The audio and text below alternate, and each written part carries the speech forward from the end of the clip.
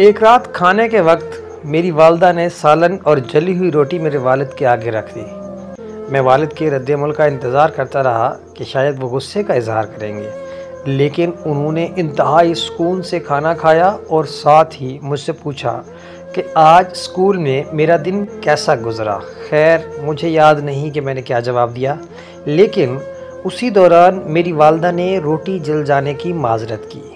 میرے والد نے کہا کوئی بات نہیں، بلکہ مجھے تو یہ روٹی کھا کر مزہ آیا۔ اس رات جب میں اپنے والد کو شب بخیر کہنے ان کے کمرے میں گیا تو ان سے اس بارے میں پوچھ ہی لیا کہ کیا واقعی آپ کو جلی ہوئی روٹی کھا کر مزہ آیا؟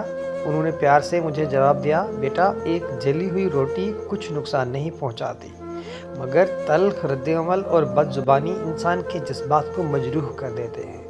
میرے بچے، یہ دنیا بے شمار ناپسندیدہ چیزوں اور لوگوں سے بھری پڑی ہے۔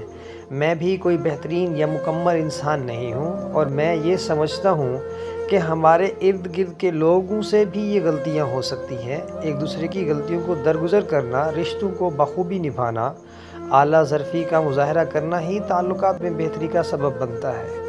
ہماری زندگی اتنی مختصر ہے کہ اس میں معذرت اور پچھتاووں کی کوئی گنجائش نہیں ہونی چاہیے۔ زندگی کو صبر شکر کے ساتھ خوشحال بنائیں۔